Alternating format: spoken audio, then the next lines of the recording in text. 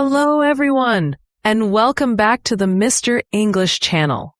I'm your host, Emily, and I'm absolutely buzzing to be here with you all today. And hi there, everyone. It's Paul here, equally excited.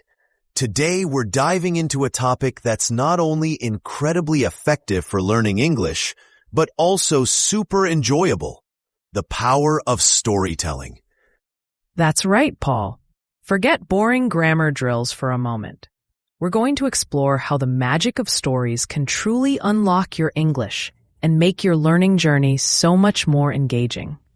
So, Emily, let's get straight to it. Why exactly is storytelling such a game changer when it comes to learning English? That's a fantastic question, Paul. Well, first and foremost, stories make learning memorable. Think about it. Do you remember a list of vocabulary words you memorized last week? Or the plot of a captivating movie you watched? Definitely the movie. Stories just seem to stick with you, don't they? Exactly. Stories provide context, which helps us understand how words and grammar are used naturally. They're not just abstract rules anymore floating in space. You see them in action. And it's not just about remembering. Stories also make learning so much more engaging and fun. Let's be honest, it's much more enjoyable to follow a thrilling narrative than to grind through endless grammar exercises. Absolutely.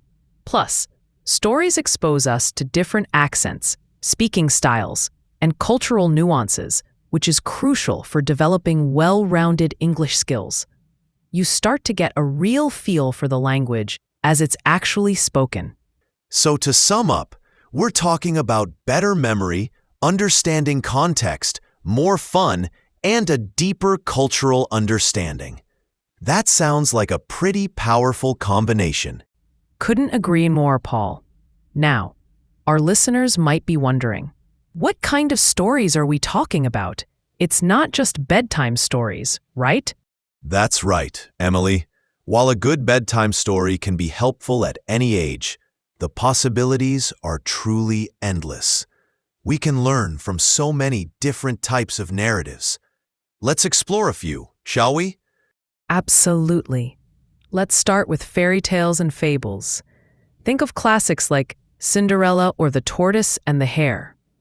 These often have simple language and clear moral lessons, which can make them easier to follow for beginners.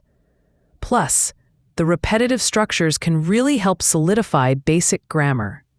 Great point, Emily. And then we have short stories. These are fantastic because they come in a huge variety of themes and writing styles. You can find short stories online or in books, and they're often more manageable in length, so you don't feel overwhelmed. Pay attention to how the author describes the characters and the setting. That's great vocabulary building. Exactly. And let's not forget news articles and reports. While they might seem a bit more advanced, starting with simpler news stories can be a fantastic way to stay informed and learn vocabulary related to current events. Focus on identifying the main facts and how the story unfolds.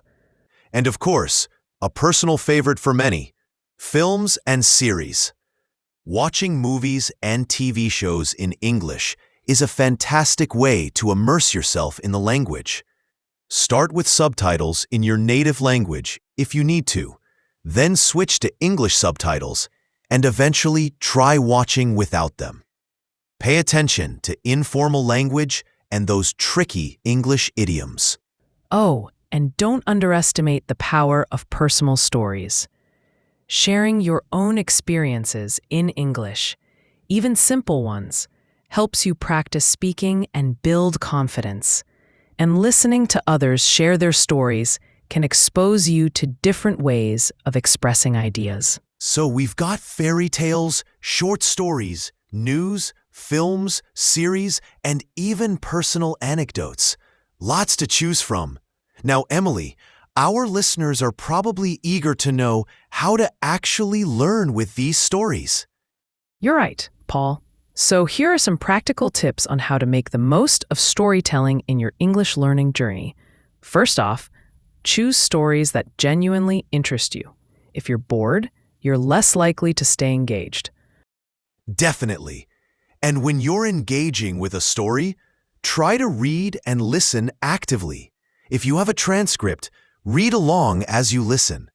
This helps you connect the pronunciation with the written word. Another crucial tip is to focus on vocabulary in context. Don't stop every time you encounter a new word. Try to guess its meaning from the surrounding sentences. Then, after you finish, go back and look up the words you weren't sure about. Note down new words and interesting phrases in a vocabulary journal. And this is a great one. Retell the stories in your own words. After you've read or listened to a story, try summarizing it or even just a small part of it to a friend or even to yourself. This helps you internalize the vocabulary and sentence structures. Absolutely. And don't be afraid to discuss the stories with other English learners. Join a book club, an online forum, or simply chat with a language partner about a story you both enjoyed. This is fantastic speaking practice. And finally, remember to be patient and have fun.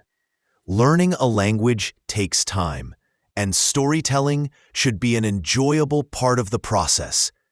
Don't get discouraged if you don't understand everything right away. Just keep going. Exactly, Paul. Now, to really bring this to life, how about we share some examples, some little snapshots of people who have successfully learned English through storytelling? Love that idea, Emily. Let's paint a picture for our listeners. Imagine Sarah, who found traditional grammar lessons incredibly dry. She decided to start reading simple English novels, just for fun. And you know what? Little by little, her vocabulary expanded naturally. She began to understand complex sentence structures almost intuitively, just by following the flow of the stories. That's fantastic. And think about David, who really wanted to improve his speaking skills.